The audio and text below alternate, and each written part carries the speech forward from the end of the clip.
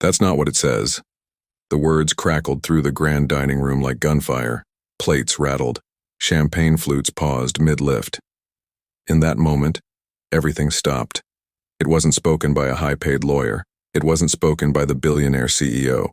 It came from Sarah Mitchell, a server, a single mom from Detroit, age 47, hands steady, heartbreak beneath her uniform. A $500 million deal. Billionaire Mark Anderson at the head of the mahogany table, confident smiles, flashing cufflinks, promises of global expansion. Unless no one noticed the fine print buried deep in the Japanese translation, a clause that would hand over loyalty, land, legacy. Sarah looked at the document, heart pounding, then spoke, because what Mark Anderson thought was invisible was her truth. Before we dive deeper, let us know in the comments where you're watching from. We'd love to hear from you, and don't forget to hit that subscribe button so you never miss any of our upcoming stories. Who was Angela Carter really? On the surface, she was invisible, just another face in a uniform, weaving quietly between tables in a Manhattan dining hall where the rich came to toast their victories. But beneath that quiet exterior was a story few in that room could have imagined. A story written not in wine glasses or tips, but in sacrifice, in resilience, and in the echoes of history that refused to be buried. Why would a Wall Street billionaire like Richard Hale, a man who had everything most Americans could only dream of, stake his empire on a scheme so brazen it bordered on madness? What did he believe was hidden so deeply in the folds of translation that no one, not even his foreign partner, would notice? And why, of all people, did Angela Carter notice it? And then, there was the past. A war fought before Angela was born. A soldier's single act of mercy in the chaos of the Pacific. A bond that stretched across oceans and across generations, unseen, but unbroken. That night in New York City, those three worlds collided: a waitress trying to survive, a billionaire trying to deceive, and a legacy nearly erased by greed. To understand why Angela's words shook the room, we have to go back to who she was and the man who thought she'd never matter. Angela Carter was 42 years old, an African-American woman who had grown up in the South in Atlanta, where life had rarely been simple. By the time she reached New York City, she had carried with her more weight than most would ever imagine. By day, she was a mother, raising a teenage daughter whose future she was determined to protect. By night, she worked double shifts at a rooftop restaurant perched high above Manhattan's skyline, where billionaires looked out across the city as if they owned it. To them, Angela was just another uniform, another smile, another set of hands filling their glasses. But what no one in those glittering rooms ever noticed was that Angela carried with her something that made her different. She was smart, disciplined, multilingual. And the words she had learned as a child, from the lips of her grandfather, would one day tear open a truth worth more than money. Her grandfather, Henry Brooks, was a man who had lived through the kind of violence and desperation most men never recover from. He was a World War II veteran who had once stood on foreign soil, weary from battle, when a moment of mercy saved his life. He had seen men collapse around him, yet he chose, when given the chance, to spare another. That act, small to some, would echo for generations. Henry came home and taught his granddaughter Japanese, not because he believed she would need it, but because he believed in knowledge, in respect, in bridges between cultures. Angela remembered sitting at his knee, repeating words she barely understood, not realizing that decades later, those lessons would become the sharpest weapon she had against the kind of power that destroyed lives. On the opposite side of the city, Richard Hale lived a life carved in marble and gold. At 55, he had been crowned America's finance mogul, his Ivy League education polished by years of headlines and magazine covers.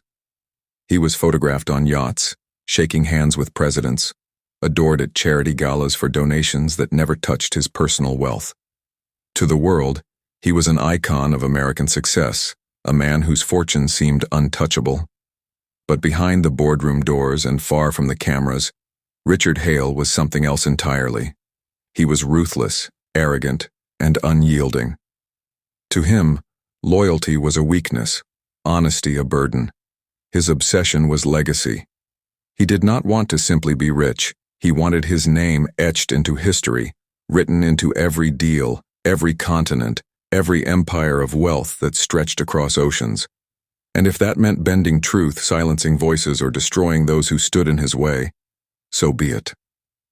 Seated across from him in that glittering dining room on the night everything would change was Takashi Sato, a man whose life had been built on honor. At 60, he carried himself with the careful restraint of someone born into a legacy he did not create, but was sworn to protect. His family empire in Japan had begun with logistics, steel, and hard work, but over decades, it had grown into technology, shipping, and influence that reached far beyond his homeland. Takashi had watched nations rise and economies fall, but through it all, he had clung to the values his ancestors had drilled into him: respect, duty, and legacy. Money was necessary, yes, but honor was sacred. For him, this dinner was not just about a business deal. It was about trust, about signing his family's name to an agreement that would shape generations. What he did not know was that Richard Hale had no such reverence. For Angela, working that night was just another shift, another long walk between tables where her presence was noticed only when glasses were empty. She had endured slights more times than she could count: the sharp tones of diners who dismissed her, the mocking questions about her intelligence, the quiet remarks about her race whispered loud enough for her to hear. Each time she remembered her mother's words, "Integrity doesn't need permission." She bit her tongue, straightened her back, and carried on. What none of them realized was that every insult, every dismissal, every moment they thought she was invisible, only sharpened her resolve. On that night, surrounded by wealth, power, and deception, Angela Carter would no longer be silent. The Velvet Ivy was not a place for ordinary people. Perched high above New York City, it was the kind of rooftop restaurant whispered about in luxury magazines, a sanctuary for the wealthy where chandeliers cast golden light over crystal and marble. Tonight, it was closed to the public. Richard Hale had reserved the entire top floor, and with good reason. This dinner was more than an evening of fine dining. It was a stage, and Hale intended to deliver his greatest performance yet. At the head of the polished mahogany table sat Hale himself, flawless suit, watch glinting beneath the glow. To his right, Takashi Sato, calm, measured, polite, a man who understood the gravity of the deal laid before him. Around them, advisors, assistants, and shadows of power. But only one person in the room carried no title, no wealth, and no expectation of being seen: Angela Carter, balancing a tray of glasses, silent but watchful. The deal on the table was staggering: $500 million. Expansion into global markets that would stretch Hale's empire from New York to Tokyo. The documents were pristine, carefully bound, perfectly translated, or so it seemed. What no one but Richard Hale knew was that there were two versions of the agreement. The English contract was vague, polished, and equitable, designed for public eyes and legal comfort. But the Japanese contract carried a shadow within its words, a single clause buried deep in the legal jargon. If the market dipped even 5%, every U.S. asset tied to Sato's family would quietly and legally shift under Richard Hale's control. It was theft disguised as partnership, deception wrapped in respectability. And Hale had paid handsomely for it: $20,000 wired to a freelance translator who knew how to bend words without ever breaking them. For Hale, it was perfect. Angela was not supposed to notice. That night she had been hand-picked, not because of skill, but because of silence. The instruction had been clear from the moment she tied her apron: be silent, invisible. She had heard it before, in a dozen different tones, from patrons who looked past her like she was air. But this time it came from Hale's own staff, delivered with a sharpness that left no room for doubt. Her job was to pour wine, to refill glasses, and to never, under any circumstances, interrupt. She accepted it the way she always did, with a nod, with composure, and with the kind of strength only those who have endured dismissal all their lives could muster.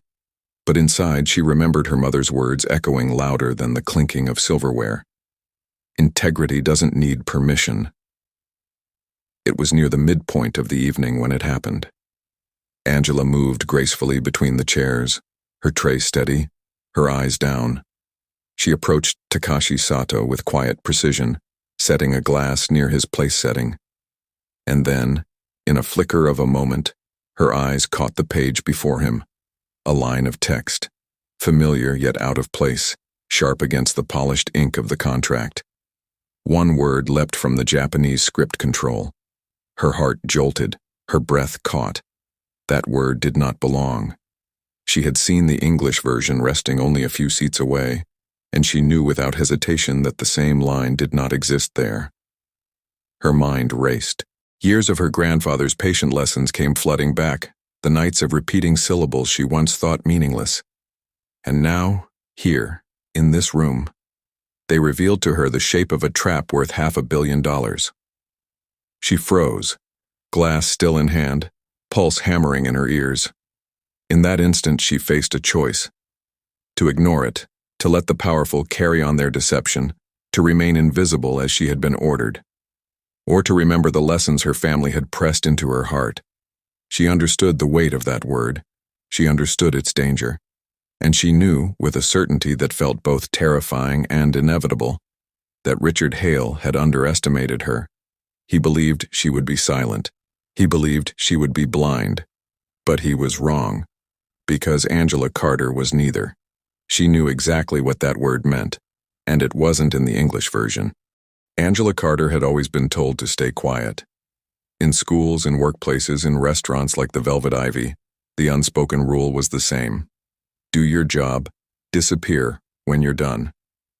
But as her eyes locked on the word control scrawled across Takashi Sato's contract, something inside her refused to bend. Her tray trembled in her hands, but her voice did not. She broke the rule in 3 words, sharp enough to cut the air. That's not what it says. For a heartbeat, the entire room froze. Laughter died. Glasses paused. Every head snapped in her direction. No one spoke. No one moved. In that cavernous silence, the power balance shifted not in Hale's favor, but in hers. For the first time in her life, the people who had always looked through her were forced to look at her. And Richard Hale's smile curdled into fury. Richard Hale's voice sliced through the tension, dripping with anger. "You're just a waitress," he spat, his jaw tightening, his eyes narrowing into knives. "Pour and stay quiet." Around the table, a few investors chuckled nervously, mocking the absurdity of the scene. To them, the idea that a waitress could interrupt a billionaire was laughable. But Angela didn't flinch. She stood taller, steadier, her voice carrying more weight than the suits and the money that surrounded her. She turned not to Hale, but to Sato, her words measured, clear, and devastating. "The Japanese version says something dangerous." Gasps rippled across the table. For the first time that night, Sato's expression shifted. Calm restraint gave way to suspicion. He leaned forward, his eyes narrowing at the contract before him, then slowly toward the man who had promised him trust. And in that glance, Hale felt his empire begin to tremble. The room erupted. Staff froze, unsure if they should intervene. Advisors whispered, scrambling to spin an explanation. Investors shifted uncomfortably in their seats, their laughter evaporating as the weight of Angela's words sank in. Hale's voice grew louder, harsher, desperate to bury the truth under the force of his authority. "She doesn't know what she's talking about. She can't even read Japanese," he barked, slamming his hand against the table.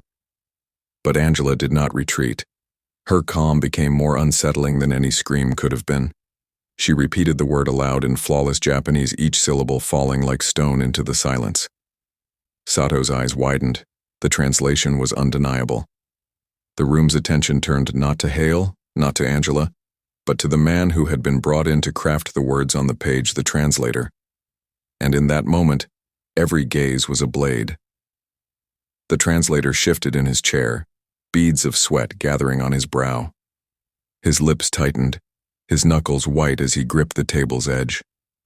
For weeks he had told himself it was just a job, just another client, just another payment. $20,000, nothing more. But now, in the glare of Sato's piercing stare and Angela's unshakable truth, his resolve cracked. Hale's voice thundered again. "Say something. Tell them she's wrong." But the translator's voice faltered. His eyes darted between the billionaire who had paid him and the waitress who had exposed him. And then, with a trembling breath, he whispered the words that shattered the evening, words that no amount of wealth could silence. "She's right. I was paid to alter it." And when those words broke free, the room collapsed into silence so heavy it felt eternal. Hale's empire had just been pierced by the voice he tried hardest to silence. The room still hung in silence. The translator's confession lingered like smoke, choking every attempt at recovery. Richard Hale sat stiff, his jaw clenched, eyes darting between allies who suddenly refused to meet his gaze. But one man had not reacted with rage or panic: Takashi Sato. His calm was not the absence of feeling, it was something deeper, something hidden. Slowly, with deliberate grace, Sato turned to Angela Carter. The chaos of the room seemed to dissolve around them, leaving only the two of them suspended in a private moment. And then, in flawless Japanese, his voice cut through the air. "Who taught you this language?" Angela blinked. She had expected denial, fury, perhaps even threats. But this? A question asked not in suspicion but in curiosity, almost in reverence. She steadied herself, the weight of her grandfather's memory pressing against her chest. "My grandfather," she replied softly. "Henry Brooks." The name hung in the air like a thread waiting to be pulled. For a heartbeat, Sato did not move. His face was unreadable, a mask carved from stone. But then, the mask cracked. Sato's hand trembled slightly as he reached into the inner pocket of his suit jacket. From it, he drew a worn leather wallet, its edges frayed, its surface scarred by time. He opened it carefully, like a ritual, and pulled out a photograph yellowed with age.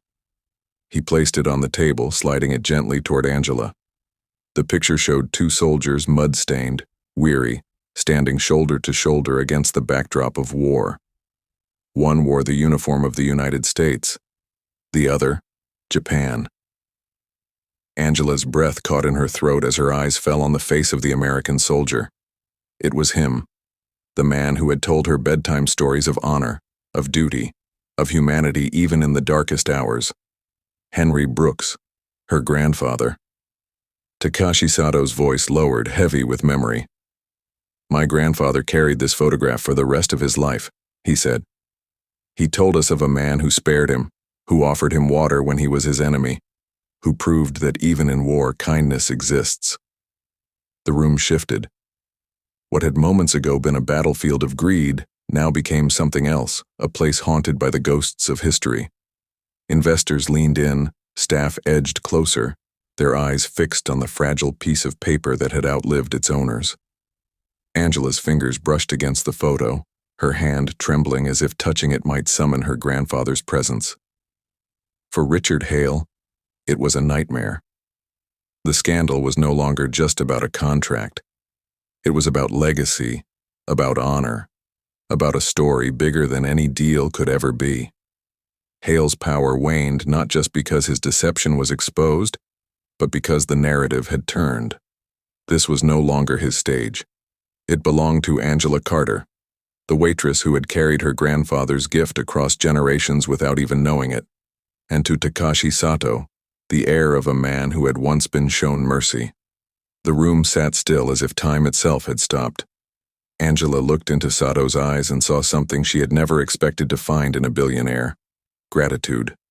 Deep, unshakable, generational gratitude. And then, the cliffhanger. "And tonight," the narrator intoned. Decades later, that kindness returned to repay a debt. The silence that followed Takashi Sato's revelation was deafening. In that single instant, Richard Hale's carefully constructed empire of control and deception began to collapse, not with the crash of thunder, but with the quiet, measured certainty of a man choosing honor over wealth. Sato did not shout, did not rage. He simply turned his eyes back to the contracts before him, his expression unreadable. Then, with the calm authority of generations behind him, he slid both papers away from himself and folded his hands. His voice, firm but controlled, carried across the table. "This deal is cancelled." Those 4 words rippled like shockwaves. The investors who had gathered with eager anticipation recoiled in their seats, their champagne suddenly tasting bitter, their vision of profit vanishing before their eyes. Some glanced at Richard Hale, waiting for him to recover the moment, to seize back control with the same arrogance that had once seemed unshakable. But Hale had nothing left. His translator was exposed, his scheme revealed, his credibility shattered not by a rival tycoon or a Wall Street competitor, but by a waitress who had refused to stay silent. One by one, the investors began to withdraw. A few made quiet calls beneath the table, signaling their exit before Hale's reputation tainted their own. Others offered polite nods to Sato, subtly aligning themselves with the man who had chosen honor over greed. And then there were those who simply stood, shook their heads, and left. It was the unraveling of an empire in real time. Richard Hale leaned forward, his face pale with fury and disbelief. "You can't walk away," he hissed toward Sato. "You need this expansion. You need me." But his words sounded desperate, hollow, almost pitiful. Sato did not even acknowledge him. Instead, his gaze lingered on Angela Carter, the woman who had spoken truth when everyone else had chosen silence. In that moment, the balance of power shifted. Angela, the invisible waitress, the woman told to be silent, became the only voice that mattered. She had no wealth, no title, no seat at the table. Yet her integrity had dismantled a scam worth $500 million and restored a family legacy born in the ashes of war. For Richard Hale, the night ended in disgrace, a public humiliation that no amount of money could erase. His empire, once built on ruthlessness and fear, now began to crumble under the weight of distrust. For Angela, it ended with something far greater than recognition or applause. It ended with honor. And for 2 families, bound by a single act of mercy 70 years earlier, it was more than honor. It was reunion. The photograph on the table was not just an artifact of the past. It was proof that kindness carries forward, echoing across generations, waiting for its moment to be repaid. In the end, the lesson was stark, undeniable. Greed may build empires. Greed may buy loyalty, silence, and even fear. But truth spoken by a single voice in the right moment will tear those empires down. And in a room of billionaires, investors, and men of power, it was Angela Carter, the woman they dismissed as invisible, who proved that integrity doesn't need permission. For Hale, the night ended in disgrace. For Angela, it ended with honor. But for 2 families bound by war, it was something greater, a reunion, 70 years overdue. The dining room that once rang with the laughter of billionaires now sat in stunned silence. Richard Hale's empire, once untouchable, crumbled in front of men who only hours earlier had called him a visionary. Takashi Sato, heir of a Japanese dynasty, chose integrity over profit, proving that some legacies are far more valuable than numbers on a page. And Angela Carter, the woman told to be invisible, the woman overlooked in every corner of her life, became the voice that mattered most. Her courage rewrote the ending. Her words shifted the future. And her grandfather's mercy, shown in a different war, in a different lifetime, came full circle in a way neither family could have imagined. But here's the question we leave you with. What would you have done in Angela's place? If you stood in her shoes, holding a tray of wine among men worth billions, and saw a deception unfolding before your eyes, would you have spoken up, risking everything? Or would you have stayed silent, convincing yourself that truth is too costly? Tell us in the comments below. We want to know. And remember, this story is not just about Angela Carter, Richard Hale, or Takashi Sato. It is about the fragile line between greed and honor, silence and truth, destruction and redemption. It is about what happens when one voice dares to shatter the noise of power. If this story moved you, if it made you question what you would have done, then you won't want to miss what's coming next. Because if you thought Richard Hale underestimated the wrong woman tonight, wait until you hear what happened when another billionaire made the very same mistake, and this time, the fallout shook an entire industry. Subscribe now, so you never miss it.